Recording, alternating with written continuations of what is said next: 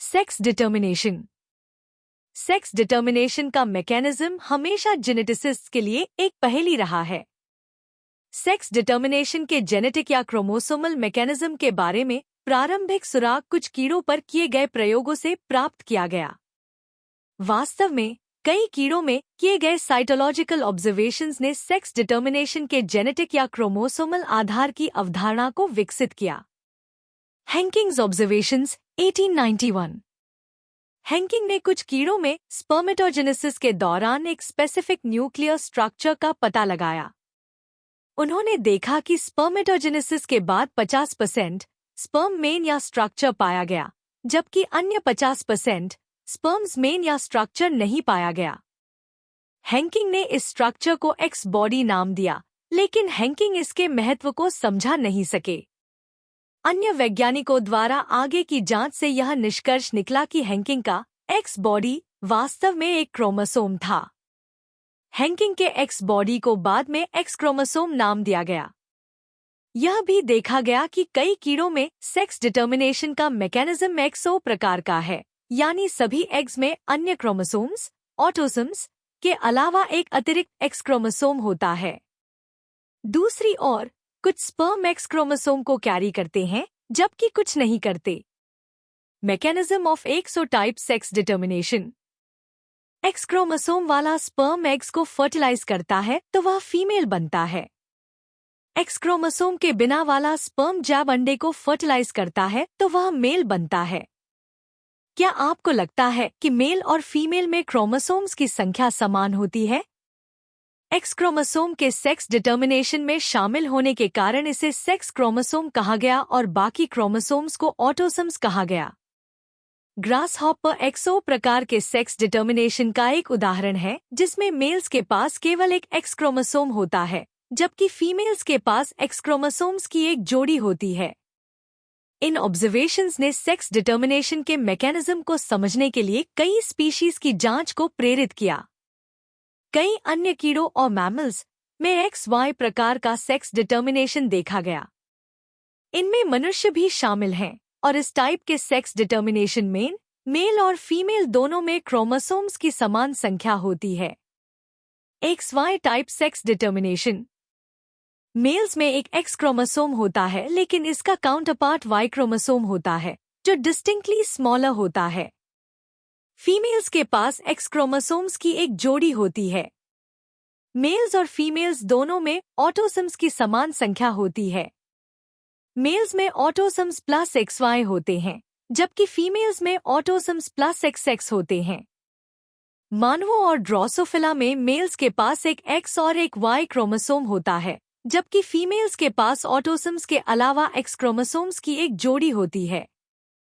2 types of sex determination mechanisms. First, एक्सोटाइप, जैसे कि grass hoppers में देखा जाता है। सेकंड, XY टाइप, जैसे कि मनुष्यों और ड्रोसोफिला में देखा जाता है। दोनों मामलों में मेल्स 2 अलग-अलग प्रकार के गैमीट्स उत्पन्न करते हैं। एक्सोटाइप मेन या तो एक्स क्रोमोसोम के साथ या बिना एक्स क्रोमोसोम के। XY टाइप मेन और कुछ गैमीट्स एक्स क्रोमोसोम के साथ और कुछ वाई क्रोमोसोम के साथ होते हैं। इस प्रकार के सेक्स डिटर्मिनेशन मैकेनिज्म को मेल हेटेरोगैमिटी का उदाहरण माना जाता है। Different mechanism in birds. पक्षियों में सेक्स डिटर्मिनेशन का एक अलग मैकेनिज्म देखा जाता है, जिसे फीमेल हेटेरोगैमिटी कहा जाता है। इस प्रकार के सेक्स डिटर्मिनेशन को पहले वर्णित मैकेनिज्म से अलग करने के लिए फीमेल बर्ड के 2 अलग-अलग सेक्स क्रोमोसोम्स को Z और W क्रोमोसोम्स कहा गया है। फीमेल्स 2 प्रकार के गैमीट्स उत्पन्न करती हैं। सेक्स क्रोमोसोम्स के संदर्भ में फीमेल्स के पास एक Z और एक W क्रोमोसोम होता है, और मेल्स के पास 2 Z क्रोमोसोम्स होते हैं। Sex determination in humans. मानवों में सेक्स डिटर्मिनेशन का मैकेनिज्म XY प्रकार का होता है। 23 पेयर्स ऑफ क्रोमोसोम्स में से 22 पेयर्स मेल्स और फीमेल्स में बिल्कुल समान होते हैं। इन्हें ऑटोसोम्स कहा जाता है। फीमेल्स में एक जोड़ी एक्स क्रोमोसोम्स होते हैं, जबकि मेल्स में एक्स और वाई क्रोमोसोम की उपस्थिति मेल कैरेक्टरिस्टिक्स का निर्धारण करती है। मैकेनिज्म। ह्यूमन मेल्स में स्पर्मेटोजेनेसिस के दौरान दो प्रकार के गैमीट्स उत्पन्न होते हैं। 50% स्पर्म में एक्स क्रोमोसोम होता है, 50% स्पर्म में वाई क्रोमोसोम होता है।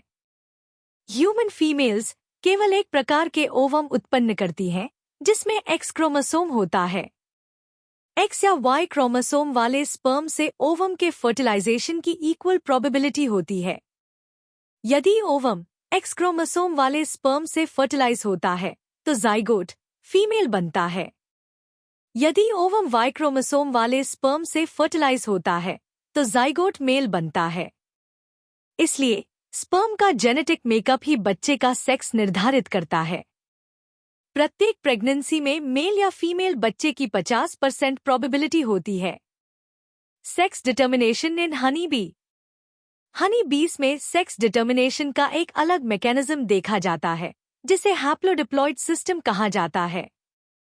इस प्रकार के सेक्स डिटर्मिनेशन को पहले वर्णित मैकेनिज्म से अलग करने के लिए फीमेल्स डिप्लॉयड होती हैं जिनमें 32 क्रोमोसोम्स होते हैं और मेल्स हैप्लॉयड होते हैं जिनमें 16 क्रोमोसोम्स होते हैं। इस सिस्टम में स्पर्म और एग के मिलन से ऑफस्प्रिंग फीमेल्स क्वीन या वर्कर के रूप में विकसित होते हैं, जबकि अनफर्टिलाइज्ड एग्स पार्थेनोजेनेसिस के माध्यम से मेल्स ड्रोन्स के रूप में विकसित होते हैं। इसका मतलब है कि मेल्स के पास फीमेल्स की तुलना में आधे क्रोमोसोम्स होते हैं। इस मैकेनिज्म की विशेषताओं में से एक यह है कि मेल स्पर्म्स का उत्पादन माइटोसिस के माध्यम से करते हैं। उनके पिता नहीं होते और इसलिए उनके सन्स नहीं हो सकते, लेकिन उनके ग्रैंडफादर्स होते हैं और उनके ग्रैंडसन्स हो सकते हैं। म्यूटेशन। म्यूटेशन एक ऐसा फिनोमिनन है जो डीएनए सीक्वेंसेस में ऑल्टरेशन का परिणाम है और इसके परिणामस्वरूप किसी ऑर्गेनिज्म के जेनोटाइप और फीनोटाइप में बदलाव होते हैं। रिकॉम्बिनेशन के अलावा म्यूटेशन डीएनए में वेरिएशन का कारण बनता है। हाईली सुपरकॉल्ड फॉर्म में एक डीएनए हेलिक्स प्रत्येक क्रोमैटिड में एक छोर से दूसरे छोर तक लगातार चलता है। इसलिए डीएनए के एक सेगमेंट का लॉस यानी डिलीशंस या गेन यानी इंसर्शन और ड्यूप्लिकेशन क्रोमोसोम्स में ऑल्टरेशन का कराता है। चूंकि जीन्स क्रोमोसोम्स पर स्थित होते हैं, इसलिए क्रोमोसोम्स में ऑल्टरेशन एब्नॉर्मैलिटीज या एब्रेशंस का कारण बनता है। क्रोमोसोमल एब्रेशंस आमतौर पर कैंसर सेल्स में देखे जाते हैं। इसके अलावा म्यूटेशन एक सिंगल बेस पेयर के बदलाव के कारण भी उत्पन्न होता है, जिसे पॉइंट म्यूटेशन कहा जाता है। ऐसे म्यूटेशन का एक classical example sickle cell anaemia है। डीएनए बेस पेयर्स के डिलीशंस और इंसर्शंस फ्रेमशिफ्ट म्यूटेशंस का कारण बनते हैं। म्यूटेशन का मैकेनिज्म इस डिस्कशन के दायरे से बाहर है, लेकिन कई केमिकल और फिजिकल फैक्टर्स हैं जो म्यूटेशंस को इंड्यूस करते हैं। इन्हें म्यूटेजेंस कहा जाता है। यूवी रेडिएशंस ऑर्गेनिजम्स में म्यूटेशंस का कारण बन सकती हैं। यह एक म्यूटेजन है।